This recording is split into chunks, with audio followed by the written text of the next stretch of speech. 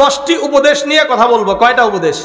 10টা উপদেশ। খুব মনোযোগ দিয়ে শুনেন, কাজে লাগবে নিজেদের সন্তানদের। আমি অনেক জায়গায় বলি যে এটা বাড়িতে লেখে লেখে রাখা উচিত এবং পরিবারের সবার মুখস্থ থাকা দরকার।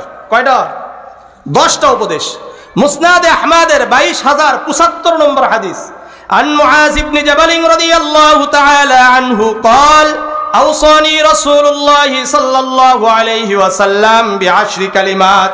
মুআজ ইবনে জাবাল রাদিয়াল্লাহু তাআলা আনহু বর্ণনা করেন আল্লাহর রাসূল সাল্লাল্লাহু আলাইহি ওয়াসাল্লাম আমাকে 10টি উপদেশ দিয়েছেন। কয়টি উপদেশ? 10টি উপদেশ দিয়েছেন। 1 নম্বর, লা তুশরিক বিল্লাহি শাইআন ওয়া ইন কুতিলতা ওয়া হুররিকতা, তুমি আল্লাহর সাথে কাউকে শরীক করবা না, যদিও তোমাকে হত্যা করা হয়, আগুনে জ্বালিয়ে দেওয়া হয়, এরপরেও আল্লাহর সাথে কাউকে শরীক করা যাবে না। আল্লাহর ইবাদতে কাউকে শরীক করা যাবে না। আল্লাহর বিধান মানতে গিয়ে কাউকে শরীক করা যাবে না। গণতন্ত্র করলে কিন্তু শিরক হয়ে যায়, সেকুলারিজম করলে কিন্তু শরীক হয়ে যায়। বুঝে আসছে? এই জন্য একমাত্র ইবাদত হবে কার? আল্লাহর সাথে কাউকে শরীক করা যায় না। সূরাতুজ জারিয়ার 56 নম্বর আয়াতে আল্লাহ বলেন, ওয়ামা খলাকাতুল জিন্না ওয়াল ইনসা ইল্লা লিয়াবুদুন, আমি মানব জাতিকে এবং জিন জাতিকে শুধুমাত্র আমার ইবাদতের জন্যই সৃষ্টি করেছি, আমার ইবাদত ছাড়া অন্য কারো ইবাদত করা যাবে না। এই জন্য নামাজ হবে কার জন্য? সূরা আনআমের 162 নম্বর আয়াতে আল্লাহ বলেন, কুল ইন্না সলাতি ওয়া নুসুকি ওয়া মাহইয়ায়া ওয়া মামাতি লিল্লাহি রাব্বিল আলামিন। হে নবী, আপনি বলে দেন, কুল ইন্না সলাতি, আমার নামাজ, আমার রুকু, আমার সিজদা একমাত্র রব্বুল আলামিনের জন্য। আল্লাহ ছাড়া অন্য কারো কাছে মাথা নত করা যায় না। আল্লাহ ছাড়া অন্য কারো সামনে মাথা নত করা যায় না, সিজদা করা যায় না। পীরের সামনে সিজদা করা যায় না, মাজারে সিজদা করা যায় না।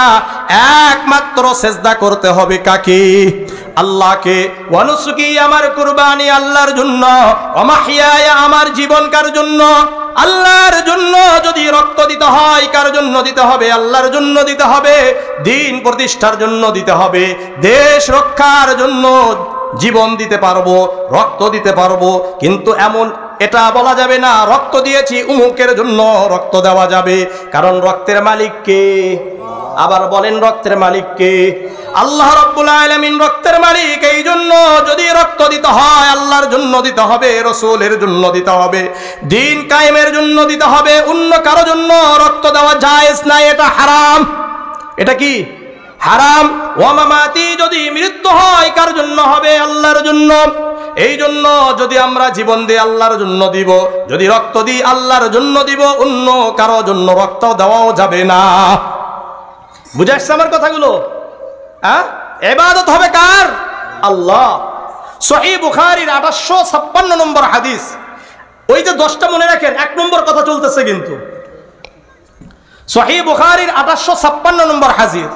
عن معاذ بن جبل رضي الله تعالى عنه قال كنت رديف النبي صلى الله عليه وسلم على حمار يقال له عفير। মুআজ ইবনে জাবাল রাদিয়াল্লাহু তাআলা আনহু বর্ণনা করেন, আমি আল্লাহর রাসূল সাল্লাল্লাহু আলাইহি ওয়াসাল্লামের সাথে একটি সফরে ছিলাম, একটি গাধার উপরে বসা ছিলাম, আল্লাহর রাসূলের পিছনে বসা ছিলাম। হঠাৎ আল্লাহর রাসূল সাল্লাল্লাহু আলাইহি ওয়াসাল্লাম বললেন, ইয়া মুআজ, হে মুআজ, হাল তাদরি হাক্কাল্লাহি আলাল ইবাদি ওয়া মা হাক্কুল ইবাদি আলাল্লাহ। হে মুআজ, তুমি কি জানো বান্দার উপর আল্লাহর কি কি হক আর আল্লাহর উপর বান্দার কি কি হক? এটা কি তুমি জানো? তুমি কি জানো নাকি বান্দার উপর আল্লাহর কি কি হক, আমার আপনার উপর আল্লাহর কি কি হক, আর আল্লাহর উপর বান্দার কি কি হক? قلت الله ورسوله أعلم। মুআজ ইবনে জাবাল রাদিয়াল্লাহু তাআলা আনহু বললেন, আল্লাহ এবং তার রাসূলই ভালো জানেন। সাহাবাদের একটা কমন বৈশিষ্ট্য ছিল, তাদেরকে যদি কোনো কিছু জিজ্ঞাসা করা হতো তারা যা জানতেন না বলতেন, আল্লাহ এবং তার রাসূলই ভালো জানেন। আর আমাকে আপনাকে যদি জিজ্ঞাসা করা হয় যে কোনো একটা ফতোয়া আমরা দিবই, এটা জানি আর না জানি। বুঝেন নাই? ফতোয়া দিতে আমরা উস্তাদ, কোরআন হাদিস দরকার হয় না, ফতোয়া দিতে পারি, আছে কিনা? মুআজ ইবনে জাবাল রাদিয়াল্লাহু তাআলা আনহু বললেন, আল্লাহ এবং তার রাসূল ওই ভালো জানেন। আল্লাহর রাসূল বললেন, ফাইন্না হাক্কাল্লাহি আলাল ইবাদি আন ইয়াবুদুহু ওয়া লা ইউশরিকু বিহি শাইআন।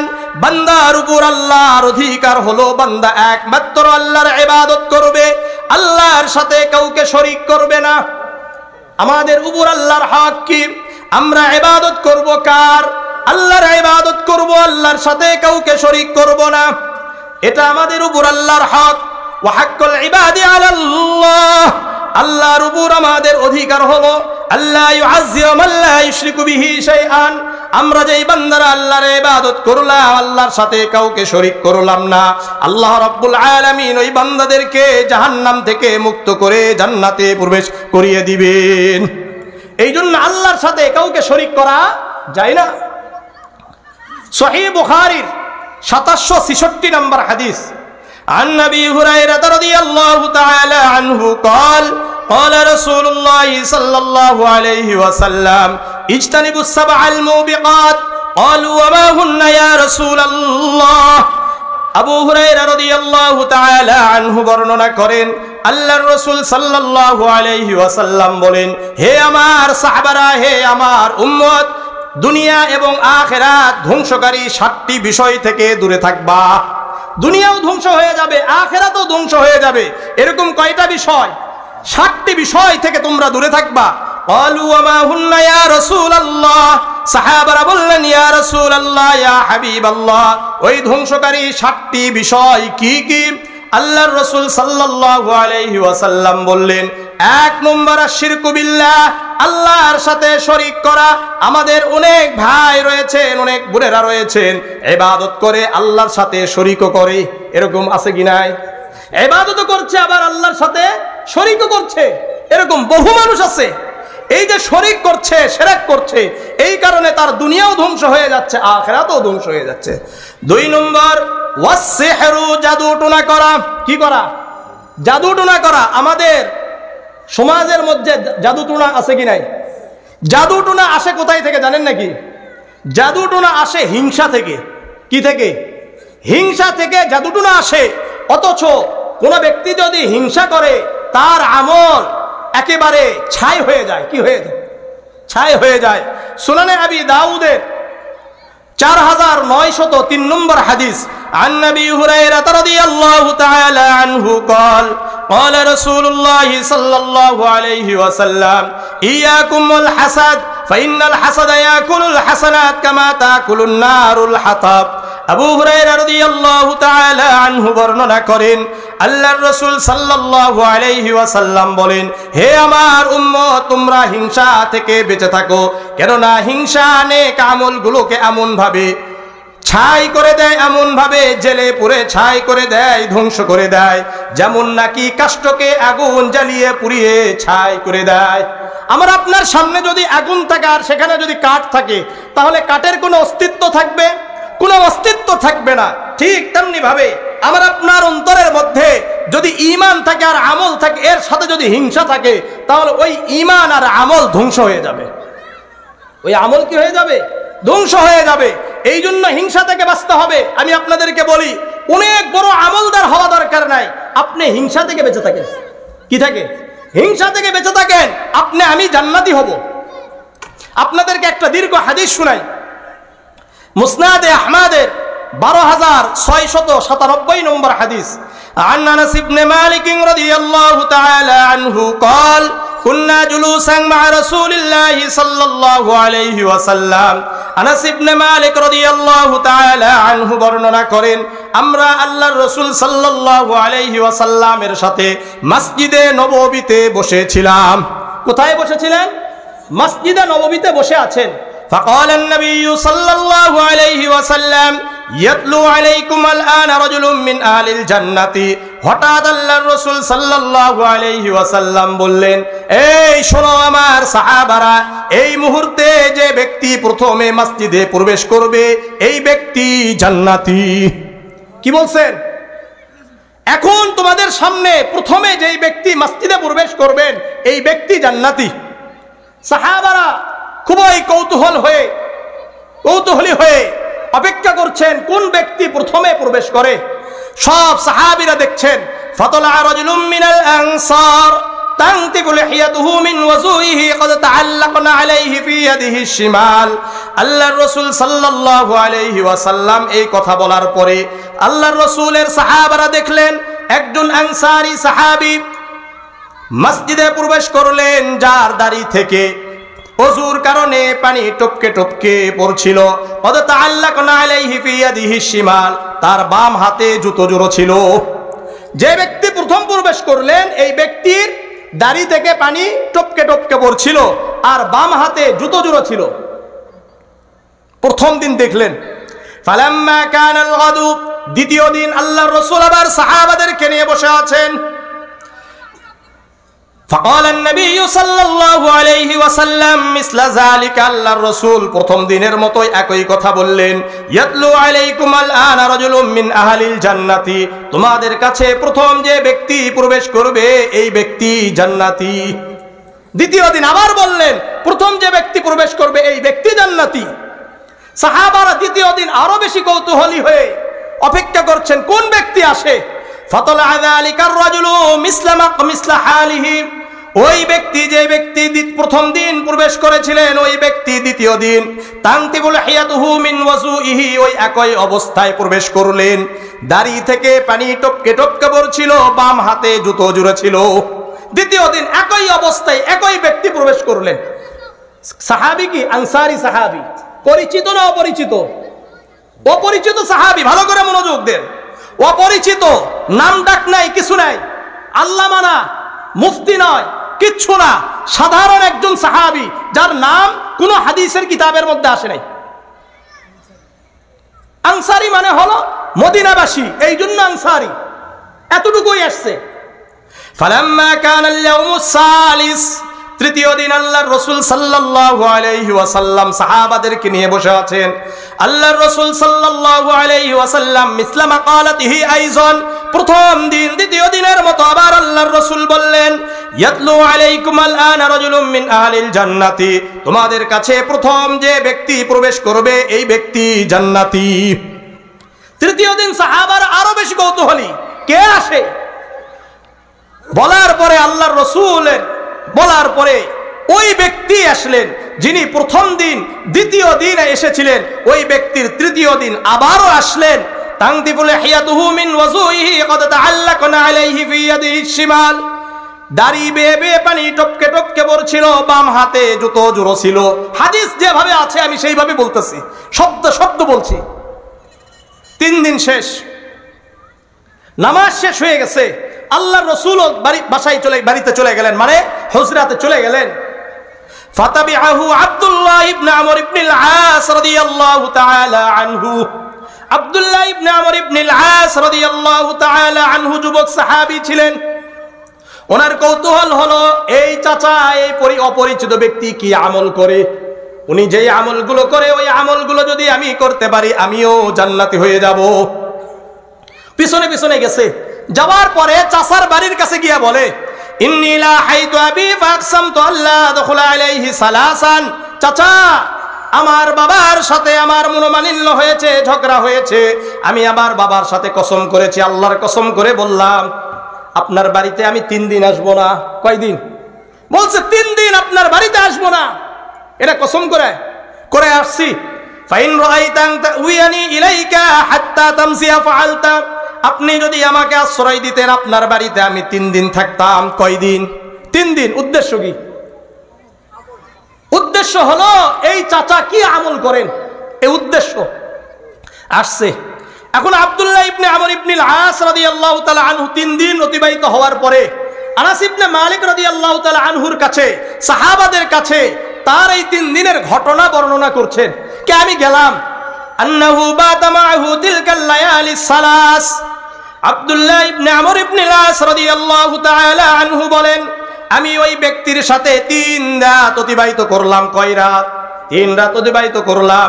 আমি ঘুমাই না, কিন্তু ওই চাচা খালি ঘুমায় আর ঘুমায়। কি করে?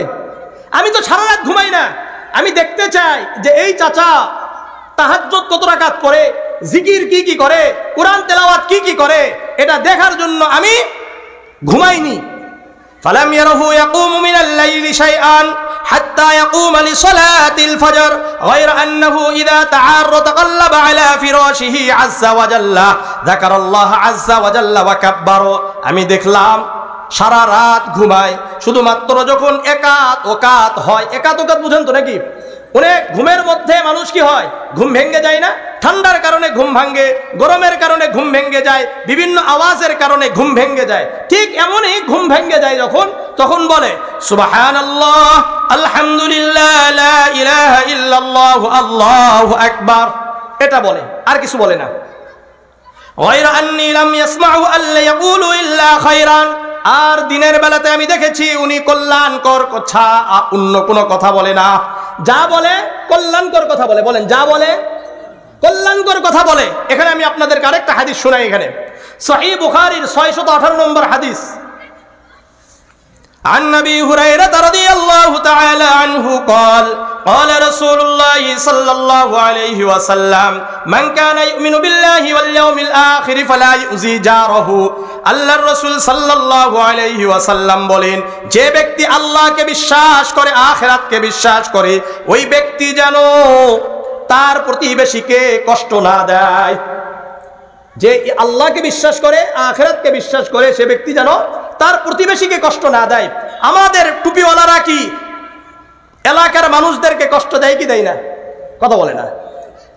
হ্যাঁ, বেশিরভাগই তো দিচ্ছে। আমরা তো মুমিন মনে করেছি কি? আর দেখেন হাদিসগুলো শুনেন, বুঝতে পারবেন। ওমান কানা ইউমিনু বিল্লাহি ওয়াল ইয়াউমিল আখির ফালইকরিম যায়ফাহু। যে ব্যক্তি আল্লাহকে বিশ্বাস করে, আখিরাতকে বিশ্বাস করে, ওই ব্যক্তি যেন মেহমানদারি করায়। ওমান কানা ইউমিনু বিল্লাহি ওয়াল ইয়াউমিল আখির ফালইয়াকুল খায়রান আও লিয়াসমুত। আবার রাসূল বললেন, যে ব্যক্তি আখিরাতকে বিশ্বাস করে, আল্লাহকে বিশ্বাস করে, ওই ব্যক্তি যেন কল্যাণকর কথা ছাড়া অন্য কোনো কথা বলে না। যা বলবে কল্যাণকর, উপকারী কথা হতে হবে, অপকারী কোনো কথা বলা যাবে না। আজকে কি আমাদের কথাগুলো কি উপকারী হয় না অপকারী বেশি হয়? মসজিদগুলোতে গিয়েও আমরা গীবত করি। কি করি? অন্যের গীবত নিয়ে পড়ে থাকি। মাহফিলগুলোতে বসে বসেও অন্যের গীবত গাই। অন্যের গীবত থেকে বাঁচার একমাত্র উপায় হলো কোরআন এবং হাদিস যতটুকু বলেছে ততটুকু বলা, তাহলে আর বাহিরের কোনো কথা আসবে না। কথা আমি বুঝাইতে পারছি? এটাই হলো একমাত্র উপায়। এছাড়া যেইভাবে হোক এদিক সেদিক ঘুরে চলে আসেই। আল্লাহ বুঝার তৌফিক দান করেন। তাহলে যা বলবো কল্যাণকর কথা বলবো। ওই ব্যক্তির কয়টা আমল? দুটা আমল দেখলাম। এক নম্বর হলো যখন ঘুমের মধ্যে একাত উকাত হয়, কি বলে? সুবহানাল্লাহ, আলহামদুলিল্লাহ, লা ইলাহা ইল্লাল্লাহু, আল্লাহু আকবার। দিনের বেলায় যখন কাজ করে তখন দেখা যায় কল্যাণকর কথা ছাড়া অন্য কোনো কথা বলে না। কিন্তু সারা রাত কিন্তু ঘুমায়, তাহাজ্জুদের নামাজ পর্যন্ত পড়ে না। এখানে স্পষ্ট, হাত্তা ইয়াকুমা লিসালাতিল ফজর। আব্দুল্লাহ ইবনে আমর ইবনে আস বলছেন, ওই ব্যক্তি একেবারে ফজরের সময় ওঠে। বুঝা আসছে? ফালাম্মা মাযাদি সালাসু লায়ালিন, 3 রাত অতিবাহিত হয়ে গেল। ওয়াকিত্তু আন আহমিরা আমালাহ, আর আমার কাছে মনে হলো এই ব্যক্তির আমল একেবারে নগণ্য। এই আমল দিয়ে সে কিভাবে জান্নাতি হয়? রাসূল কিভাবে বললেন তাকে 3 দিন জান্নাতি? এটা তো হইতে পারে না। এখন উনি বলছেন, ইয়া আব্দুল্লাহ, হে আল্লাহর বান্দা, ইন্নী লাম ইয়াকুন বাইনি ওয়া বাইনা আবি গাদাবুন ওয়ালা হাজারুন। আমার বাবার সাথে আমার কোনো মনোমালিন্য হয় নাই, ঝগড়া হয় নাই, মনোমালিন্য হয় নাই, ঝগড়াও হয় নাই। ওয়ালাকিন সামি'তু রাসূলুল্লাহি সাল্লাল্লাহু আলাইহি ওয়াসাল্লাম ইয়াকুলু লাকা সালাসা মিরারিন ইয়াতলু আলাইকুম আল-আনা রাজুলুম মিন আহলিল জান্নাতি। কিন্তু আমি আল্লাহর রাসূলকে আপনার ব্যাপারে 3 দিন বলতে শুনেছি, তোমাদের কাছে যে ব্যক্তি প্রথমে প্রবেশ করবে এই ব্যক্তি জান্নাতি। ফাতালা'ত আনতা সালাসা মিরার, আর 3 দিন আপনি ওই কি করেছেন? প্রবেশ করেছেন। এই জন্য একেবারে আল্লাহর রাসূল যেহেতু বলেছেন আপনি জান্নাতি, সুতরাং এখানে কোনো সন্দেহের অবকাশ নাই। আমি তো এখানে আসছিলাম আপনাকে অনুসরণ করে আমি দেখব আপনার আমল কি কি। ওই আমল ফাকতাদিয়া বিহি, ওই আমলগুলো আমি করে আমিও জান্নাতি হব। এখন চাচা বলতেছে, মা হুয়া ইল্লা রায়তা, তুমি আমাকে যে অবস্থায় দেখেছো এছাড়া আমার আর কোনো আমল নাই, আর কোনো আমি আমল করি না। তখন আব্দুল্লাহ ইবনে আমর ইবনে আস বলছেন, ঠিক আছে, আসসালামু আলাইকুম ওয়া রাহমাতুল্লাহ, তাহলে আপনি আপনার জায়গা থাকেন, আমি যাই। আমি বের হলাম, তখন চাচা বললেন, ফাদাআনি, আমাকে ডাকলেন, এই শোনো, তুমি আমাকে যা দেখেছো এটাই, আমার ভিতরের অন্তরের ভিতরের কিছু আমল আছে। কি আছে? অন্তরের ভিতরের কিছু আমল আছে। কি আছে? উনি বললেন, গায়রা আন্নী লা আজিদু ফি নাফসি লিআহাদিন মিনাল মুসলিমিনা গিশান, আমি আমার অন্তরের মধ্যে কোনো মুসলমানের ব্যাপারে কোনো ক্ষোভ বিদ্বেষ রাখি না। প্রতিদিন ঘুমানোর আগে আমি আমার অন্তরকে বলি, কারো উপর তোমার কি রাগ আছে, কারো ব্যাপারে তোমার কি বিদ্বেষ রয়েছে, কারো ব্যাপারে কোনো কি হিংসা আছে, কারো ব্যাপারে তোমার কি কোনো রাগ রয়েছে, যদি থাকে তাহলে ক্ষমা করে দাও। কি করে দাও? ক্ষমা করে দাও। কারো ব্যাপারে হিংসা বিদ্বেষ আমার অন্তরে আমি পুষে রাখি না, আমি একেবারে বের করে পরিষ্কার করে এরপরে শুইতে যাই। ওয়ালা, আর দ্বিতীয় নাম্বার, ওয়ালা আহসুদু আহাদান আলা খাইরিন আতাহু আল্লাহু ইয়াহু, আর দ্বিতীয় আমল হলো আল্লাহ রাব্বুল আলামিন কাউকে কল্যাণ দান করেছেন, অর্থাৎ কাউকে সম্পদ দান করেছেন, কাউকে মর্যাদা দান করেছেন, কাউকে অর্থ দান করেছেন, কাউকে সম্মান দিয়েছেন, এ ব্যাপারে আমি কখনো কারো ব্যাপারে হিংসা বিদ্বেষ রাখি না। কাউকে আল্লাহ তাআলা বড় করেছেন, এই জন্য আমার ভিতরে হিংসা, এটা আমি আমার অন্তরের ভিতরে ঢুকতে দিই না। কি অন্তরে? এটা আমি আনতেই দিই না। তখন আব্দুল্লাহ ইবনে আমর ইবনে আস রাদিয়াল্লাহু তাআলা আনহু বলছেন, হাযিহিল্লাতী বালাগাত বিকা ওয়া হিয়াল্লাতী লা নুতিকু, এই দুই আমলই আপনাকে ওই মর্যাদায় পৌঁছে দিয়েছেন যেগুলো আমরা করতে সক্ষম নই। আপনাদেরকে কি রাসূলের সাথে জান্নাতে থাকার একটা আমল বলে দিব, আপনাদেরকে ভালো করে বলে দিই, শুনেন। রাসূলের আপনি যত হাদিসগুলোকে যদি পর্যালোচনা করেন, একটা আমলই আছে যেই আমলের উপর আমি আপনি যদি উঠতে পারি, করতে পারি, তাহলে রাসূলুল্লাহর সাথে জান্নাতে থাকা যাবে, এছাড়া থাকার কোনো সুযোগ নেই। জামিআ তিরমিজির 2678 নম্বর হাদিস, আন আনাস ইবনে মালিক রাদিয়াল্লাহু তাআলা আনহু قال قال لي رسول الله صلى الله عليه وسلم يا بني, আনাস ইবনে মালিক রাদিয়াল্লাহু তাআলা আনহু বর্ণনা করেন, আল্লাহর রাসূল সাল্লাল্লাহু আলাইহি ওয়াসাল্লাম আমাকে ডেকে বললেন, হে বৎস শোনো, ইন কদারতান তুসবিহা ওয়া তুমসি আলাইসা ফি কলবিকা গিশুন লিআহাদিন ফাফআল, হে বৎস তুমি যদি সকাল সন্ধ্যায় এমন ভাবে জীবনকে অতিবাহিত করতে পারো, তোমার অন্তরে কারো ব্যাপারে হিংসা বিদ্বেষ থাকবে না, তাহলে তুমি এমনটাই করো। সকাল তুমি এমন ভাবে অতিবাহিত করবা, তোমার অন্তরে কারো ব্যাপারে হিংসা থাকবে না, সন্ধ্যাতেও কারো ব্যাপারে হিংসা থাকবে না, তুমি এমন ভাবেই চলাফেরা করবা। আবার রাসূল বললেন, ইয়া বুনাইয়া, হে বৎস শোনো। কাকে বলছেন? আনাস ইবনে মালিক রাদিয়াল্লাহু তাআলা আনহুকে বলছেন, ওয়াযালিকা মিন সুন্নতি, সকাল সন্ধ্যা হিংসামুক্ত জীবন কাটানো এটা আমার সুন্নত। এটা কার সুন্নত? আমার সুন্নত। আমার নাহিয়া সুন্নতি, আমার এই সুন্নতকে, কোন সুন্নত? সকাল সন্ধ্যায় হিংসামুক্ত জীবন কাটানো এটা আমার সুন্নত। আহাব্বানি, এই সুন্নতকে যারা নিজেদের জীবনে বাস্তবায়ন করলো, ওই ব্যক্তি আমাকে ভালোবাসলো। আমান আহাব্বানি কানা মাই ফিল জান্নাহ, এই সুন্নতকে জীবিত করার মাধ্যমে আমাকে ভালোবাসলো, ওই ব্যক্তি আমার সাথেই জান্নাতে থাকবে। এছাড়া আপনি কোনো হাদিস দেখাইতে পারবেন না যে হাদিসের উপর আমল করলে, যে আমল করলে আপনি রাসূলের সাথে জান্নাতে থাকতে পারবেন, একটাই আমল। অথচ আমার আপনার মধ্যে বর্তমান সবচাইতে বেশি হিংসা আর বিদ্বেষ লেগে আছে। একসাথে নামাজ পড়ে এরা দেখতে পারে না, আছে কি নাই? মিথ্যা না সত্য বলেন? এটা আমাদের মধ্যে বেশি, টুপিওয়ালাদের মধ্যে বেশি। আল্লাহ আমাকে হিংসামুক্ত জীবন কাটানোর তৌফিক দান করেন। আল্লাহ আপনাদেরকেও হিংসামুক্ত জীবন কাটানোর তৌফিক দান করেন। হিংসা থেকে বেঁচে থাকবেন তো ইনশাআল্লাহ। শুধু তাই নয়, আপনাদেরকে আরেকটা হাদিস শুনিয়ে দিয়ে যাই। সামনে শবে বরাত আসছে না? অনেকে শবে বরাতকে বলবে যে নাই, এই নাই, সেই নাই, বলবে কি বলবে না? হ্যাঁ, তাদের জন্য একটা সহিহ হাদিস শুনিয়ে যাচ্ছি। সহিহ ইবনে হিব্বানের 5665 নম্বর হাদিস। কত বললাম? ইমাম নাসিরউদ্দিন আলবানী রাহিমাহুল্লাহ উনি এই হাদিসটাকে সহিহ বলেছেন। উনিও কি বলেছেন? এই হাদিসকে সহিহ বলেছেন। আন মুআজ ইবনে জাবাল রাদিয়াল্লাহু তাআলা আনহু আনিন নবী সাল্লাল্লাহু আলাইহি ওয়াসাল্লাম قال ইয়াত্তালিউ আল্লাহু আদলুন নাফসিল্লাতী হারামাল্লাহু ইল্লা বিল হাক্কি, মানুষ হত্যা করা। 4 নম্বর ওয়াকলুর রিবা, সুদ খাওয়া। কি খাওয়া? সুদ খাওয়া। 5 নম্বর ওয়াকলু মালিল ইয়াতীম, ইয়াতীমের মাল আত্মসাৎ করা। ভাই মারা গেছে, ভাতিজা ভাতিজের মাল আত্মসাৎ করে কি করে না? বাবা মারা গেছে, ছোট ভাইয়ের মাল আত্মসাৎ করে, বোনদের মাল আত্মসাৎ করে। বিশেষ করে আমাদের সমাজের মধ্যে এমন অনেক আছে, বোনকে বিবাহ দিয়ে দেয়, দেওয়ার পরে যদি বোনরা আসা বলে ভাই আমাদের সম্পদটা যদি একটু কি করে দিতেন, ভাগ করে দিতেন, তখন বলে তাহলে কি সম্পর্ক রাখলি না? কি বলে সম্পর্ক রাখলি না মানে সম্পদ চাইলেই সম্পর্ক আর থাকে না। এরকম নির্লজ্জ ভাই আছে কি নাই?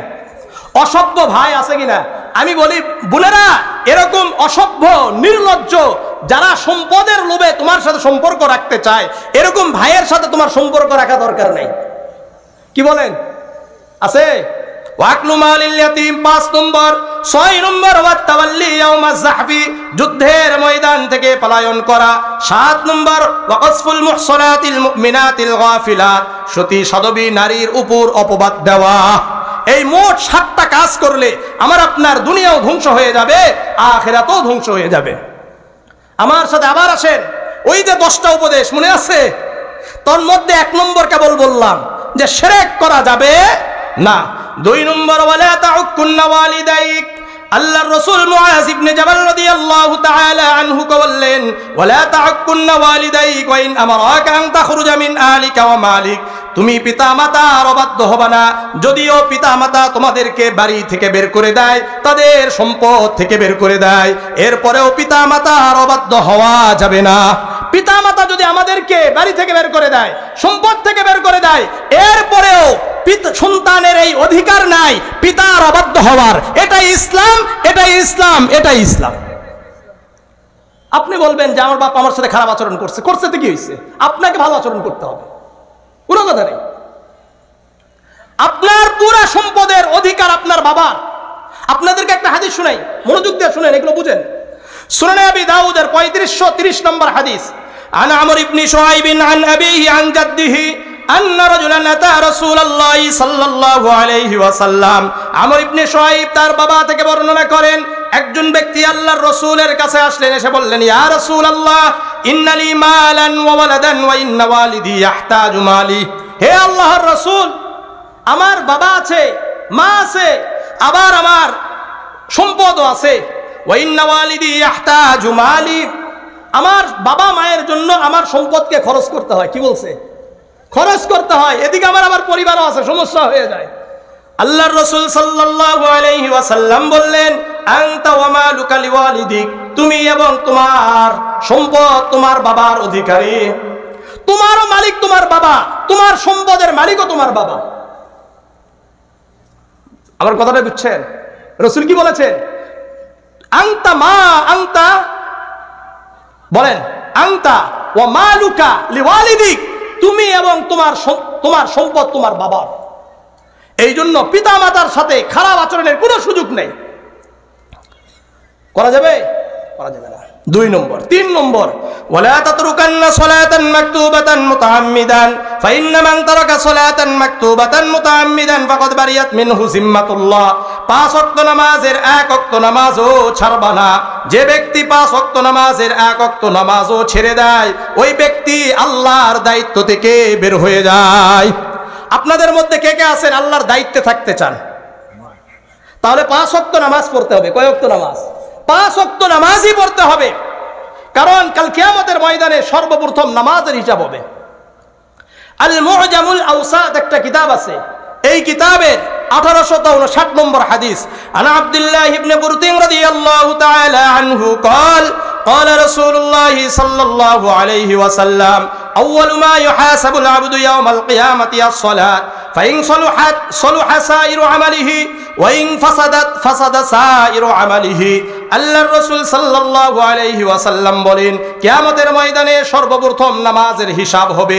যার নামাজের হিসাব ঠিক থাকবে তার অন্যান্য আমল ঠিক হবে। যার নামাজের হিসাবের মধ্যে গরমিল হয়ে যাবে, তার সকল আমলের মধ্যে গরমিল হয়ে যাবে। এই জন্য নামাজ পড়তে হবে। সহিহ ইবনে হিব্বান একটা কিতাব আছে, এই কিতাবের 1468 নম্বর হাদিস। عن نوفل بن معاوية رضي الله تعالى عنه قال قال رسول الله صلى الله عليه وسلم من فاتته الصلاة فكأنما وتر أهله وماله আল্লাহর রাসূল সাল্লাল্লাহু আলাইহি ওয়াসাল্লাম বলেন, যে ব্যক্তির এক ওয়াক্ত নামাজও ছুটে গেল, ওই ব্যক্তির যেন সম্পদ ধ্বংস হয়ে গেল, ওই ব্যক্তির পরিবার ধ্বংস হয়ে গেল। এক ওয়াক্ত নামাজও যদি ছুটে যায়, আপনাকে মনে করতে হবে, আমাকে মনে করতে হবে, আমার পুরা পরিবার ধ্বংস হয়ে গেল, আমার পুরা সম্পদ ধ্বংস হয়ে গেল। আজকে কি আমরা এটা মনে করি? বলেন। আল্লাহ আমাদেরকে বুঝার তৌফিক দান করেন। যে ব্যক্তি 5 ওয়াক্ত নামাজ গুরুত্ব সহকারে আদায় করবে, আল্লাহ রাব্বুল আলামিন তার গুনাহগুলোকে এমন ভাবে মুছে দিবেন। একটা হাদিস আল্লাহ রাসূল বলেছেন, সহিহ বুখারীর 528 নম্বর হাদিস, আন নবী হুরায়রা রাদিয়াল্লাহু তাআলা আনহু قال قال رسول الله صلى الله عليه وسلم لو أرأيت لو أن نهرا بباب أحدكم يغتسل فيه كل يوم 5। আল্লাহর রাসূল বলে, এই শোনো, তোমাদের বাড়ির সামনে, কারো বাড়ির সামনে যদি একটি নদী থাকে, কারো বাড়ির সামনে একটা নদী আছে, ইয়াগতাসিলু ফীহি কুল্লা ইয়াউমিন 5, আর ওই নদীতে ওই ব্যক্তি প্রতিদিন 5 বার গোসল দেয়। কয়বার? 5 বার গোসল দেয়। মা তাকুলু যালিকা ইবকি মিন দারনিহি শাইআন, তোমরা বলো তো ওই ব্যক্তির শরীরে কি কোনো ময়লা বাকি থাকবে? থাকবে নাকি? কোনো ময়লা বাকি থাকবে না। এরপরে রাসূল বলেন, শোনো, কোনো ময়লা বাকি থাকতে পারে না। রাসূল বলেন, ফাযালিকা মিসলু সালাতিল খামসি ইয়ামহুল্লাহু বিহাল খাতায়া, শোনো শোনো, 5 ওয়াক্ত নামাজের উদাহরণ হলো ওই নদীর ন্যায়। ওই নদীতে যে একজন ব্যক্তি 5 বার গোসল করার কারণে যেমন নাকি তার শরীরে কোনো ময়লা বাকি থাকে না, ঠিক তেমনি ভাবে যে ব্যক্তি দিনে 5 ওয়াক্ত নামাজ পড়বে, ওই ব্যক্তির শরীরে কোনো গুনাহ বাকি থাকবে না। এই জন্য কয় ওয়াক্ত নামাজ? 5 ওয়াক্ত নামাজ। বিশেষ করে ফজরের নামাজ কোনোভাবেই ছাড়া যাবে না। দেখেন, সারা রাত আমরা ওয়াজ করলাম, ফজরের নামাজ পড়লাম না, শূন্য। আপনি সারা রাত ঘুমাইছেন, ফজরের নামাজ পড়েছেন, সারা রাত ইবাদত করার সব আল্লাহ আমাকে আপনাকে দান করবেন। সহিহ মুসলিমের 656 নম্বর হাদিস, عن عثمان بن عفان رضي الله تعالى عنه قال سمعت النبي صلى الله عليه وسلم يقول من صلى العشاء في جماعة فكأنما قام نصف الليل। উসমান ইবনে আফফান রাদিয়াল্লাহু তাআলা আনহু বলেন, আমি আল্লাহর রাসূলকে বলতে শুনেছি, আল্লাহর রাসূল বলেন, যে ব্যক্তি এশার নামাজ জামাতের সাথে আদায় করলো, ওই ব্যক্তি যেন অর্ধরাত্রি ইবাদতে কাটিয়ে দিল। ওমান সাল্লা সুবহা ফি জামাআতিন ফাকান্নামা সাল্লাল লাইলা কুল্লাহু, যে ব্যক্তি ফজরের নামাজ জামাতের সাথে আদায় করলো, ওই ব্যক্তি যেন সারা রাত ইবাদত করার সওয়াব পেয়ে গেল। ফজরের নামাজ জামাতে পড়েন, সারা রাত ইবাদত করার সওয়াব আল্লাহ আমাকে দান করবেন। আপনি ফজরের নামাজ পড়বেন, আল্লাহর জিম্মাদারিতে চলে যাবেন। রাত দিন কার জিম্মাদারিতে? আল্লাহর দায়িত্বে থাকবেন। সহিহ জামিউ তিরমিজির 2164 নম্বর হাদিস, عن نبي هريرة رضي الله تعالى عنه قال قال رسول الله صلى الله عليه وسلم من صلى الصبح فهو في ذمة الله। আল্লাহর রাসূল বলেন, যে ব্যক্তি ফজরের নামাজ পড়লো, ওই ব্যক্তি আল্লাহর দায়িত্বে চলে গেল। ফালা ইয়াতবিআন্নাকুমুল্লাহু বিশাইইম মিন জিম্মাতিহি, যে ব্যক্তি আল্লাহর দায়িত্বে চলে গেল, ওই ব্যক্তিকে যদি কেউ কষ্ট দেয়, স্বয়ং আল্লাহ রাব্বুল আলামিন কষ্টদাতাকে অভিযুক্ত করে তাকে শাস্তি দিবেন। এই জন্য নামাজ ছাড়া যাবে না। তাহলে আমার সাথে বলেন, 1 নম্বর আল্লাহর সাথে শরীক করা যাবে না, 2 নম্বর পিতা মাতার অবাধ্য হওয়া যাবে না, 3 নম্বর 5 ওয়াক্ত নামাজের 1 ওয়াক্ত নামাজও ছাড়া যাবে না, 4 নম্বর ওয়ালা তাশরাবান্না খামরান ফাইন্নাহু রাসু কুল্লি ফাহিশা, মদ পান করা যাবে না, কেন না মদ সকল প্রকার অশ্লীলতার মূল। অশ্লীলতার মূল। 5 নম্বর ওয়াইয়াকা ওয়াল মাসিয়া ফাইন্না বিল মাসিয়াতি হাল্লা সাখাতুল্লাহি আযজা ওয়া জাল্লা, গুনাহের কাছাকাছি যাওয়া যাবে না, কেন না গুনাহের কারণে আল্লাহ তাআলার আযাব আর গজব অবতীর্ণ হয়। কার আযাব? আল্লাহর আযাব অবতীর্ণ হয় কিসের কারণে? গুনাহের কারণে। আপনাদেরকে আমি 15 থেকে 16টা গুনাহের কথা আমি একটা হাদিস থেকে বলতে চাই, যেই গুনাহের কারণে আজকে আমরা বিপদ আপদে যুক্ত। আমরা যে বিপদে পড়ছি কয়টা গুনাহের কারণে? 15 থেকে 16টা। একটা হাদিস বলি, জামিউ তিরমিজির 2210 নম্বর হাদিস। এই হাদিসটা যখন বলবো আপনারা আপনাদের সমাজের সাথে মিলিয়ে নেবেন। عن علي بن أبي طالب رضي الله تعالى عنه قال قال رسول الله صلى الله عليه وسلم إذا فعلت أمتي 15 خصلة حل بها البلاء علي بن أبي طالب رضي الله تعالى عنه বর্ণনা করেন আল্লাহর রাসূল সাল্লাল্লাহু আলাইহি ওয়াসাল্লাম বলেন যখন আমার উম্মত 15টি গুনাহে লিপ্ত হবে কতটি গুনাহ 15টি গুনাহে লিপ্ত হবে বিভিন্ন বিপদে আপদে তারা পড়ে যাবে কয়টা এক নম্বর ইযা কানাল মাগনামু দুওয়ালান রাষ্ট্রীয় সম্পদ দেশের সম্পদ ব্যক্তিগত সম্পদে পরিণত হয়ে যাবে মিলে রাষ্ট্রীয় সম্পদ দেশের সম্পদ ব্যক্তিগত সম্পদে পরিণত হয়েছে কি হয় নাই হয়েছে দুই নম্বর ওয়াল আমানাতু মাগনামান আমানতের মাল লুটেরা মাল হয়ে যাবে আমাদের অনেক এমপি মন্ত্রীদের কাছে আমানত ছিল অনেক টাকা পয়সা ছিল কি ছিল না এগুলো কি হয়ে গেছে লুট হয়ে সুইস ব্যাংকে চলে গেছে আছে কি নাই হাদিস আমি নিজের থেকে বলতেছি না আমি যা বলবো হাদিস বলবো ওয়াল আমানাতু মাগনামান মানে কি আমানত লুটেরা হয়ে যাবে অনেক মসজিদের কমিটি আছে মসজিদের টাকা নিজেদের টাকা মনে করে এরকম আছে কি নাই মানে কি আমানত ছিল এটা কি হয়ে গেছে লুট হয়ে গেছে অনেক মাহফিল কমিটিরা মাহফিলের টাকাকে কি করে মারা দেয় আছে কি নাই আমানত ছিল আমাদের কথা বলতেছি বাইরের কথা বলতেছি না ওরা তো সবাই ভালো আগে আমাদের কথাগুলো বলেনি আমরা খারাপ কি বলেন আমানতের মাল লুটেরা মাল হয়ে যাবে কয় নম্বর গেল দুই তিন নম্বর ওয়া যাকাতু মাগরামান যাকাত হয়ে যাবে জরিমানা যাকাত দিতে যাবে না মনে করবে এটা জরিমানা দিচ্ছি কি দিবে জরিমানা দেয় এখন বর্তমান তো অধিকাংশ কি দেয় জরিমানা হিসাবে দেয় কোনোভাবে দিলে না দিলে মানুষ কি বলবে এই জন্য দেয় তিন নম্বর ওয়া তাআর রাজুলু সাওজাতাহু পুরুষরা নারীদের নেতৃত্বে যাবে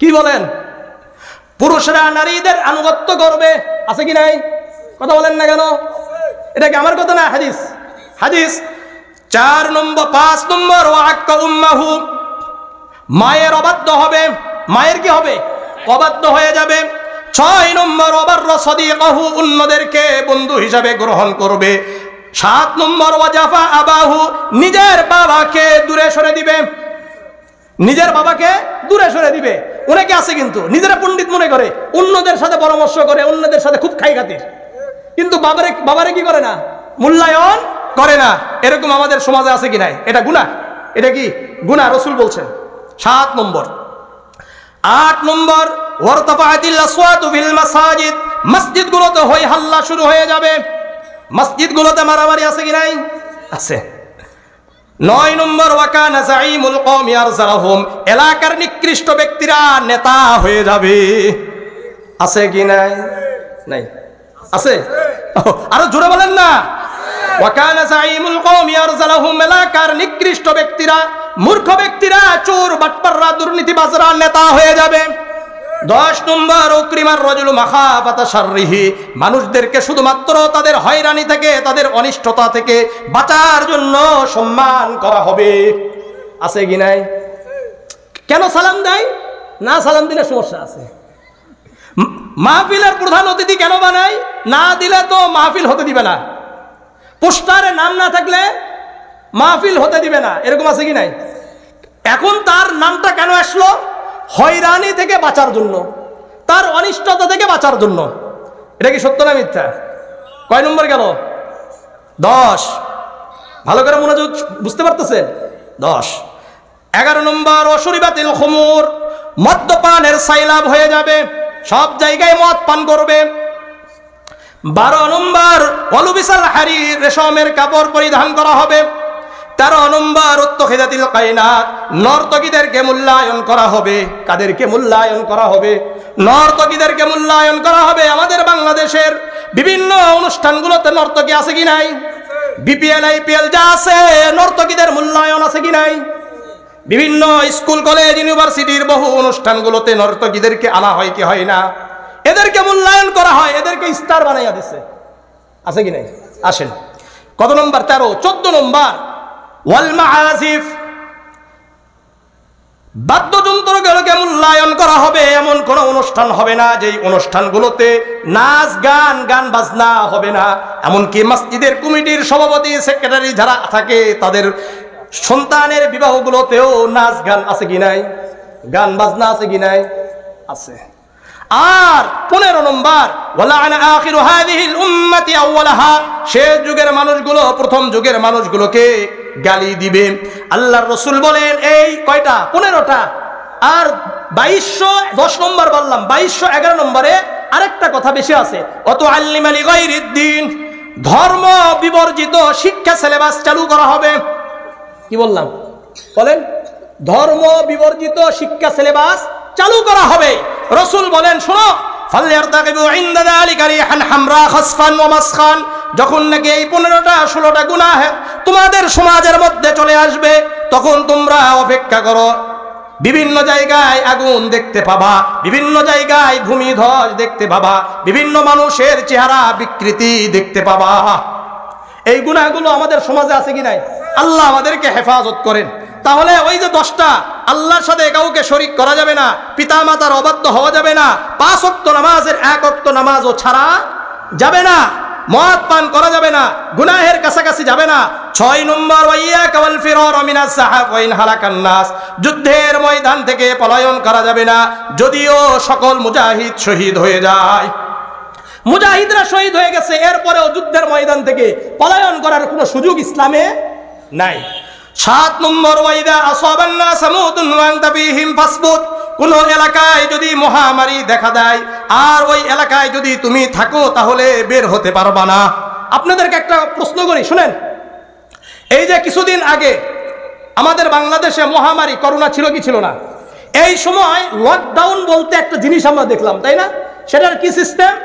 যারা যেই এলাকায় আসো এই এলাকা থেকে আর বের হতে পারবা না, এইটা বুঝছেন আপনারা? এটাকে কি বলা হয়? লকডাউন। আমরা তো মনে করেছি এটা হলো ইউরোপ আমেরিকার কি একটা, না, ইউরোপ আমেরিকার একটা ঔষধ, ইউরোপ আমেরিকার একটা আবিষ্কার। এখন হাদিসে আসেন, রাসূল বলছেন ওয়াইদা আসাবান নাস মাউতুন ওয়া আনতা ফীহিম ফাসবুত, কোন এলাকায় যদি মহামারী দেখা দেয় ওই এলাকায় যদি তোমরা থাকো তাহলে তোমরা বের হবা না, লকডাউন হয়ে গেল। তাহলে আমাকে একটু বলেন, লকডাউনের প্রবক্তাকে ইউরোপ আমেরিকা না মুহাম্মাদুর রাসূলুল্লাহ? কথাটা বুঝে আসছে? এটা বুঝাইলাম। কয় নম্বর গেল? 7 না 8? এই 8 না 7? 7, তাই না? 8 নম্বর, ওয়ানফিক আলা আয়ালিকা মিন তাওলিক, যথাসাধ্য পরিবারের উপর খরচ করো। 9 নম্বর, ওয়ালা তারফা আনহুম আসাকা আদাবান, সন্তানের উপর থেকে শাসনের লাঠি সরানো যাবে না। আজকে সন্তানদের উপর শাসন আছে, নিজেরা তো শাসন করে নাই, হুজুররা শিক্ষকরা যদি একটু বলে, আস্তাগফির, হুজুর আমার ছেলেকে কি মারার জন্য আপনাকে দিয়ে গিয়েছি, এই ছেলে বেয়াদব হবে না কি হবে বলেন তো? আমরা কি আমাদের শিক্ষকেরা আমাদেরকে একটু শাসন করেছেন, মেরেছেন, আমরা কি মাটির সাথে মিশে গেছি না বড় হয়েছি? আপনাদের এই এলাকার কোন স্কুলে আমরা যারা আগে পড়েছি আমরা কি কেউ মার ছাড়া বড় হয়েছি? তা আপনার সন্তান, আমার সন্তান মার যদি কিছু খায়, কিছু শাসন পায়, আপনার ছেলে একবারে আপনি মানে আমরা মাটির ছিলাম, আমার আপনার সন্তান অন্য কিছুর নাকি? তাহলে একটু শাসন হলে সমস্যা নাকি? শাসন না থাকলে মনে রাখবেন এই ছেলেরা কি হবে? বেয়াদব হবে। আল্লাহ আমাদেরকে বুঝার তৌফিক দান করেন। আর 10 নম্বর, এখানে কিছু কথা বলতে চাই, খুব সংক্ষিপ্ত কথা বললাম। রাসূল বলেন ওয়াখিফহুম ফিল্লাহ, সন্তানদেরকে আল্লাহর ভয় দেখাইতে থাকো। কি বলছেন? সন্তানদেরকে আল্লাহর ভয় দেখাইতে থাকো, সন্তানের ভিতরে তাওহীদ শিক্ষা দাও। কি দাও? তাওহীদ শিক্ষা দাও। যখন সন্তান হবে সর্বপ্রথম তার কথাটা হবে লা ইলাহা ইল্লাল্লাহ। প্রথম কথাটা কি হবে? লা ইলাহা ইল্লাল্লাহ। প্রথম কথা কি হবে? লা ইলাহা ইল্লাল্লাহ। আল বাইহাকি ফি শুআবিল ঈমানের 8282 নম্বর হাদিস। عن عبد الله بن عباس رضي الله تعالى عنه قال قال رسول الله صلى الله عليه وسلم افتحوا على صبيانكم أول كلمة بلا إله إلا الله আব্দুল্লাহ ইবনে আব্বাস রাদিয়াল্লাহু তাআলা আনহু বর্ণনা করেন, আল্লাহর রাসূল সাল্লাল্লাহু আলাইহি ওয়াসাল্লাম বলেন, এই তোমাদের সন্তানদের প্রথম কালেমা জানো লা ইলাহা ইল্লাল্লাহ হয়। তোমরা তোমাদের সন্তানদেরকে সর্বপ্রথম শিক্ষা দিবা লা ইলাহা ইল্লাল্লাহ, লা ইলাহা ইল্লাল্লাহ। এটা কিভাবে শিখবে? আমি আপনি যদি আমাদের সন্তানদের সামনে বারবার বলি লা ইলাহা ইল্লাল্লাহ, লা ইলাহা ইল্লাল্লাহ, লা ইলাহা ইল্লাল্লাহ, তাহলে আমাদের সন্তানদের মুখ দিয়ে কি বের হবে? লা ইলাহা ইল্লাল্লাহ। আর প্রথম থেকেই যদি বলেন dog dog dog, cat cat cat, তাহলে কি শিখবে? ওটাই শিখবে। কিন্তু আমাদের উচিত সর্বপ্রথম আমার আপনার সন্তানদের মুখের সামনে, কানের সামনে, সর্বদা তার সামনে কি বলবো? লা ইলাহা ইল্লাল্লাহ, ওয়ালাকিনুহুম ইনদাল মাউত লা ইলাহা ইল্লাল্লাহ। আল্লাহর রাসূল বলেন, যখন তারা মৃত্যুবরণ করবে তাদের সামনে লা ইলাহা ইল্লাল্লাহর তালকিন করো। দেখেন, রাসূল বললেন প্রথম কথা যেন লা ইলাহা ইল্লাল্লাহ হয়। আবার যখন মানুষ মারা যাবে তখন তাদেরকে লা ইলাহা ইল্লাল্লাহর তালকিন করো। লা ইলাহা ইল্লাল্লাহর তালকিন কিভাবে করব? লা ইলাহা ইল্লাল্লাহর তালকিন অর্থ এটা নয়, আমরা অনেকে বলি এই লা ইলাহা ইল্লাল্লাহ পড়েন, লা ইলাহা ইল্লাল্লাহ পড়েন, এরকম ভাবে বলে কি বলে না? এটা তালকিন নয়। তালকিনের সিস্টেম হলো তার সামনে বলা লা ইলাহা ইল্লাল্লাহ, সুবহানাল্লাহ, আলহামদুলিল্লাহ, লা ইলাহা ইল্লাল্লাহ, আল্লাহু আকবার, এই কালেমাগুলো বেশি বেশি বলা। আল্লাহ রাব্বুল আলামিন যদি চান তার কালেমা নসিব হবে। বুঝা আসছে? কিন্তু যদি আমি আপনার এরকম ভাবে ঠেলাঠেলি শুরু করে দিই আর সে যদি রাগ হয়ে বলে পড়বো না, কি বলে, তাহলে ওই ব্যক্তি বেঈমান হয়ে যাবে। এখন এই একজন ব্যক্তিকে বেঈমান করে দুনিয়া থেকে পাঠাইয়া দিলাম কারা? আমার আপনার ভুল কোরআন এবং হাদিসের ইলম না থাকার কারণে। তালকিন কাকে বলে এটা আমরা বুঝি নাই, এই জন্য আরেকভাবে তালকিন করতে গেছি। এখন শুনেন, লা ইলাহা ইল্লাল্লাহ যে নসিব হয়েছে এটা বুঝবেন কিভাবে? উলামায়ে কেরামরা বলেন আল্লাহ শব্দ যদি উচ্চারণ হয় তাও কি বুঝতে হবে? কালেমা নসিব হয়ে গেছে। লা ইলাহা ইল্লাল্লাহ বললে, সুবহানাল্লাহ বললে, আলহামদুলিল্লাহ, যেটাই হোক না কেন তার কালেমা নসিব। এটাও বলে নাই, আকাশের দিকে তাকাইছে, কালেমাই শাহাদা এই হাতটা কি করেছে? উঁচু করেছে, তাহলে বুঝে নিতে হবে তার কালেমা নসিব হয়ে গেছে। তার কালেমা কি হয়েছে? নসিব হয়েছে। এরপর রাসূল বলেন, শুনুন, ফাইন্নাহু মান কানা আউয়ালু কালামিহি লা ইলাহা ইল্লাল্লাহ ওয়া আখিরু কালামিহি লা ইলাহা ইল্লাল্লাহ, যে ব্যক্তির প্রথম কথা হবে লা ইলাহা ইল্লাল্লাহ, শেষ কথা হবে লা ইলাহা ইল্লাল্লাহ। প্রথম কথা লা ইলাহা ইল্লাল্লাহ, প্রথম কথা সন্তানের লা ইলাহা ইল্লাল্লাহ হবে। এটার দায়িত্ব কাদের? বাবা মা। কার বলেন? বাবা মা, তাই না? ও আখিরু কালামিহি লা ইলাহা ইল্লাল্লাহ, আর শেষ কথা যে লা ইলাহা ইল্লাল্লাহ হবে, এটা তার আমলের উপর ভিত্তি করে। এই দুটো হলো সুম্মা আশা আলফা সানাতিন। রাসূল বলেন ওই ব্যক্তি যেন যদি 1000 বছর বেঁচে থাকে, মা সুইলা আন যামবিন ওয়াহিদিন, রাসূল বলেন ওই ব্যক্তিকে কিয়ামতের ময়দানে তার একটা গুনাহ সম্পর্কে আল্লাহ জিজ্ঞাসা করবেন না। এই জন্য আমার আপনার সন্তানদের প্রথম কি শিক্ষা দিব? লা ইলাহা ইল্লাল্লাহ, লা ইলাহা ইল্লাল্লাহ, লা ইলাহা ইল্লাল্লাহ। যখন একটু বড় হবে তাদেরকে আমরা তাওহীদ শিক্ষা দিব যে একমাত্র আল্লাহর থেকেই হয়। কার থেকে হয়? আল্লাহর থেকেই হয়, অন্য কেউ কিছু করতে পারে না, একমাত্র করেন কে? আল্লাহ। জামিআ তিরমিজির 2516 নম্বর হাদিস, একটা হাদিস শুনেন। عن عبد الله بن عباس رضي الله تعالى عنه قال كنت خلف رسول الله صلى الله عليه وسلم। আনাস ইবনে আব্দুল্লাহ ইবনে আব্বাস রাদিয়াল্লাহু তাআলা আনহু বলেন, আমি আল্লাহর রাসূলের পিছনে একদিন বসা ছিলাম। আল্লাহর রাসূল বললেন, ইয়া গোলাম, হে বৎস শোনো, ইন্নী উআল্লিমুকা কালিমাত, আমি তোমাকে কিছু কালিমা বাক্য শিক্ষা দিচ্ছি। ইয়ানফাউকাল্লাহু বিহিন্না, আল্লাহ রাব্বুল আলামিন এই কালেমাগুলোর কারণে আল্লাহ তাআলা তোমাকে উপকৃত করবেন। তোমাকে আমি কিছু কালেমা শিক্ষা দিচ্ছি, কিছু বাক্য শিক্ষা দিচ্ছি, এটা যদি তুমি তোমার জীবনে বাস্তবায়ন করতে পারো তাহলে আল্লাহ রাব্বুল আলামিন তোমাকে উপকৃত করবেন। কি করবা? ইহফাজিল্লাহ ইয়াহফাজকা, তুমি যদি আল্লাহর বিধানকে সংরক্ষণ করো আল্লাহ রাব্বুল আলামিন তোমাকে রক্ষা করবেন। ইহফাজিল্লাহ তাজিদহু তুজাহাকা, তুমি যদি আল্লাহর সন্তুষ্টি অর্জন করো তুমি যেখানে আল্লাহকে চাইবা সেখানেই পেয়ে যাবা। ওয়াইদা সাআলতা ফাসআলিল্লাহ, হে আব্দুল্লাহ ইবনে আব্বাস শোনো, তুমি যদি তোমার যদি কিছু চাইতে হয় আল্লাহর কাছে চাও। ঠিক তেমনি ভাবে আমাদের সন্তান আমাদের কাছে চাই কি চাই না? বাবা এটা দেন, বাবা ওটা দেন, বাবা এটা দেন। তখন আমাদের উচিত, রাসূল শিক্ষা দিচ্ছেন, ওয়াইদা সাআলতা ফাসআলিল্লাহ, তোমার যদি কিছু চাইতে হয় আল্লাহর কাছে চাও। ঠিক তেমনি ভাবে আমাদের সন্তানদেরকে বলা দরকার 2 রাকাত নামাজ পড়ে আল্লাহর কাছে চাও, আল্লাহর কাছে গাড়ি চাও, আল্লাহর কাছে চকলেট চাও, আল্লাহর কাছে ফুটবল চাও, আল্লাহর কাছে ব্যাট চাও, আল্লাহর কাছে এটা চাও, আল্লাহর কাছে ওটা চাও। এইভাবে আমরা সন্তানদেরকে শিক্ষা দিব তো ইনশাআল্লাহ। ওয়াইদা ইসতাআনতা ফাসতাইন বিল্লাহ, তুমি অসুস্থ হয়েছো আল্লাহর কাছে সাহায্য চাও। কার কাছে? আল্লাহর কাছে বলো, আল্লাহ আমাকে আপনি সুস্থ করে দেন, আল্লাহ আমাকে সাহায্য করেন। ওয়ালাম আন্নাল উম্মাতা লাউ ইজতামাআত আলা আন ইয়ানফাউকা বিশাইইন লাম ইয়ানফাউকা ইল্লা বিশাইইন ক্বাদ কাতাবাহু আল্লাহু লাক। হে বৎস শোনো, ভালো করে মনোযোগ দিয়ে শোনো, পুরা দুনিয়ার মানুষ যদি তোমার কল্যাণ করতে চায় ততটুকু কল্যাণ করতে পারবে যতটুকু আল্লাহ তোমার তাকদীরে লিখে রাখছেন। তোমার কপালে, তোমার তাকদীরে, তোমার ভাগ্যে যতটুকু কল্যাণ আছে অতটুকুই পাবা, এর বেশি তুমি পাবা না।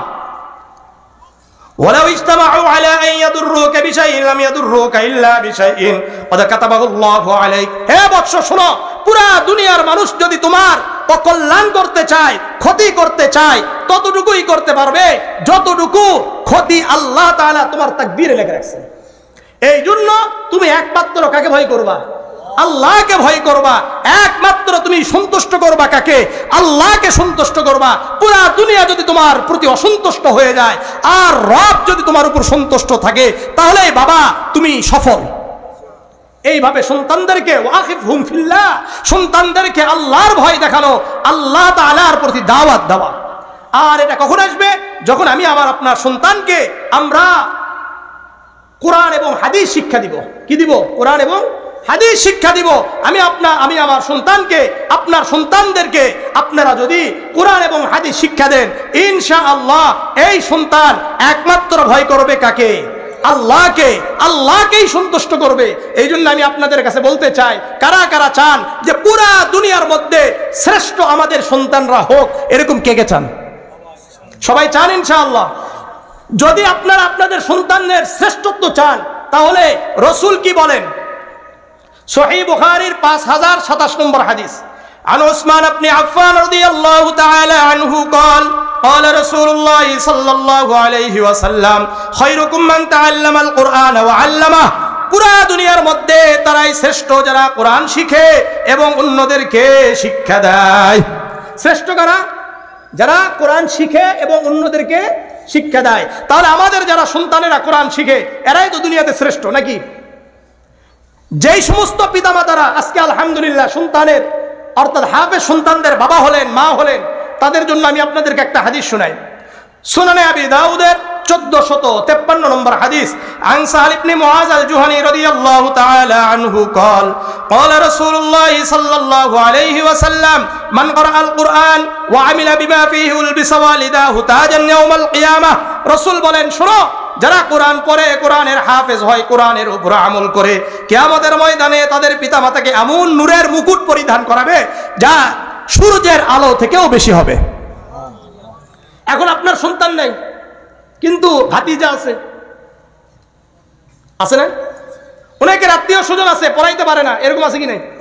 তাহলে তারা কি করবেন? জামিআ তিরমিজির 2905 নম্বর হাদিস, আনা আলী ইবনে আবি তালিব রাদিয়াল্লাহু তাআলা আনহু قال قال رسول الله صلى الله عليه وسلم من قرأ القرآن واستظهره فأحل حلاله وحرم حرامه। আলী ইবনে আবি তালিব রাদিয়াল্লাহু তাআলা আনহু বর্ণনা করেন, আল্লাহর রাসূল সাল্লাল্লাহু আলাইহি ওয়াসাল্লাম বলেন, যে ব্যক্তি কোরআন পড়লো, কোরআনের হাফেজ হলো, কোরআন পড়েছে, কোরআনের হাফেজ হয়েছে, ফাহাল্লা হালালাহু ওয়া হারামা হারামাহু, কোরআন যেটাকে হালাল বলেছে এটাকে হালাল মেনে নিয়েছে, কোরআন যেটাকে হারাম বলেছে এটাকে হারাম মেনে নিয়েছে। এখন যদি হাফেজ এমন হাফেজ হইতে পারে যে হালালকে হালাল মানছে, হারামকে হারাম মেনে নিয়েছে, ফাদখালাহুল্লাহু বিহিল জান্নাহ, আল্লাহ তাআলা এই কোরআনের কারণে ওই হাফেজে কোরআনকে জান্নাতে প্রবেশ করে দিবেন। ওয়াশাফাআহু ফি আশরাতিন মিন বাইতি আহলিহি কুল্লুহুম ওয়াজাবাত লাহুন নার, আর তার পরিবারের মধ্যে, তার গোষ্ঠীর মধ্যে এরকম 10 জনের ব্যক্তির ব্যাপারে তাকে আল্লাহ তাআলা সুপারিশের শক্তি দান করবেন, যাদের জন্য জাহান্নাম ওয়াজিব হয়ে গেছে। বুঝছেন?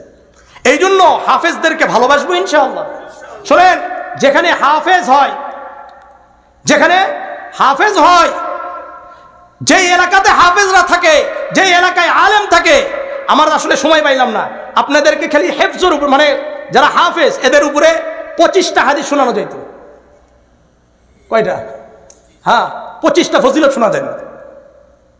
আপনারা ভালো করে মনে রাখেন, যেই এলাকায় আলেম থাকে, যেই এলাকায় হাফেজ থাকে, ওই এলাকা বরকতপূর্ণ। দলিল সূরা মারিয়ামের 30 নম্বর আয়াত।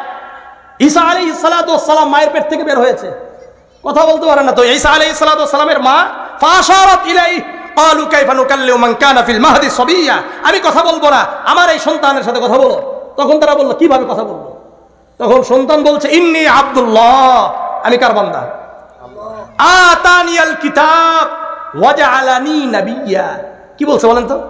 আতানিয়াল কিতাব ওয়া জাআলানি নাবিয়্যা, আমাকে কিতাব দান করা হয়েছে, মানে ওয়াহির জ্ঞান দান করা হয়েছে। ওয়া জাআলানি নাবিয়্যা, আমাকে নবুয়ত দান করা হয়েছে। ওয়া জাআলানি মুবারাকান আইনামা কুনতু, এখন যেহেতু আল্লাহ তাআলা আমাকে ওয়াহির জ্ঞান দিয়েছে, কিতাব দিয়েছে, যেখানেই থাকবো ওই জায়গাটা বরকতপূর্ণ হয়ে যাবে। এই জন্য আলেমরা যেখানেই থাকে ওই এলাকাটা বরকতপূর্ণ হয়ে যায়। ওই মাদ্রাসা যেই এলাকায় থাকবে ওই এলাকাটা বরকতপূর্ণ হয়ে যাবে। এটা এই আয়াতের দলিল। এখানে শুধুমাত্র উনি বলেন নাই নবিয়্যা, আমাকে নবী বানানো হয়েছে, এই কথা বলে নাই। কি বলেছে? আতানিয়াল কিতাব, আমাকে কিতাব দেওয়া হয়েছে, এখন আমি যেখানেই থাকবো ওই জায়গাটা কি হবে? বরকতপূর্ণ হয়ে যাবে। ঠিক তেমনি ভাবে আপনাদের আরেকটা হাদিস না শোনা নেই লয়, মাদ্রাসা যেহেতু তাই বলছি। সুনানে আবি দাউদের 1455 নম্বর হাদিস, আবু হুরায়রা রাদিয়াল্লাহু তাআলা আনহু থেকে বর্ণিত, রাসূলুল্লাহ বলেন, মাজতামাআ কওমুন ফি বাইতিন মিন বুয়ুতিল্লাহ ইয়াতলুনা কিতাবাল্লাহ ওয়া ইয়াতাদারাসুনাহু বাইনাহুম, যেই এলাকার মানুষেরা একত্রিত হলো, যেই ছেলেরা একত্রিত হয়ে একটা জায়গায় কোরআন তেলাওয়াত করলো। কি করলো? কোরআন তেলাওয়াত করলো। এখানে কোরআন এবং হাদিসের শিক্ষা অর্জন করলো, মাসলা মাসাইল শিক্ষা অর্জন করলো। নামাজের মাসলা মাসাইল আছে কি নাই? ওযুর মাসলা মাসাইল আছে কি নাই? বিভিন্ন বিষয় এখানে শিখছে। ইয়াতলুনা কিতাবাল্লাহ ওয়া ইয়াতাদারাসুনা বাইনাহুম ইল্লা নাযালাত আলাইহিমুস সাকিনাহ। এখন একটা কথা আমি আপনাদেরকে বলি, আমাদের সমাজের মধ্যে এবং বিভিন্ন বক্তারা বলে থাকেন, আল মাসজিদু বাইতুল্লাহ, মসজিদ কার ঘর? ওয়াল মাদ্রাসাতু বাইতুর রাসূল, আর মাদ্রাসা কার ঘর? রাসূলের ঘর। এটা ঠিক নয়। মসজিদ মাদ্রাসা পুরাটাই কার ঘর? আল্লাহর ঘর। দ্বিতীয় বিষয় হলো, আরেকটা কথা বলে দিচ্ছি, আমাদের সভাপতি সাহেব আল্লাহ রাব্বুল আলামিন ওনার ইলমের মধ্যে বরকত দান করুন, কিন্তু একটা মিস্টেক হয়েছে। উনি বলেছেন মাদ্রাসা এটা ফার্সি শব্দ। না, ফার্সি না, এটা আরবি শব্দ। এটা কি শব্দ? দারসুন থেকে আসছে মাদ্রাসা, বুঝে আসছে? মাদ্রাসা এটা কি শব্দ? আরবি শব্দ, এটা ফার্সি শব্দ নয়। সুতরাং মাদ্রাসা এটাও আল্লাহর ঘর। এটা কার ঘর? মাজতামাআ কওমুন ফি বাইতিন মিন বুয়ুতিল্লাহ, যেই ঘরে কোরআন তেলাওয়াত হয়, যেই ঘরে কোরআন এবং হাদিসের চর্চা হয়, এই ঘর কার ঘর? আবার বলেন কার ঘর? এই ঘরে সর্বদা 4টা কাজ হয়। কয়টা কাজ?